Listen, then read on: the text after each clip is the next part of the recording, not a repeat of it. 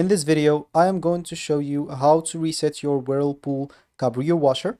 So most Whirlpool Cabrio washers do not have a dedicated reset button, and the easiest and Whirler basically pool recommendation reset method is a power cycle. Some Cabrio models also supports a calibration mode, but the button sequence varies from a model to model, so you'll have to check with your user manual.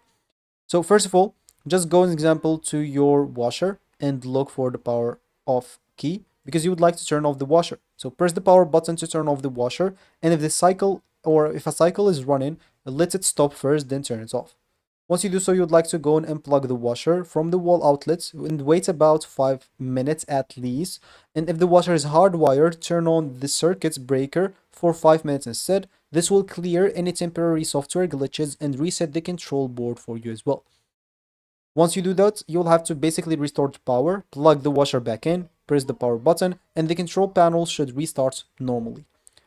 Of course, you'd like also to run a short cycle test as a spin or a rinse or a quick wash. Run it without any clothes, and if the washer completes the cycle, the reset was successful. But if you still have a problem, or if the washer still has problems, check for an error code, make sure the control lock isn't enabled, and refer to your owner manual for any specific Cabrio models, because some Cabrio washers supports a calibration or diagnosis mode after repairs, but the button sequence will depend on the model itself, so check with your manual as I mentioned before. So that should be it for me in this video. Thank you for watching and goodbye.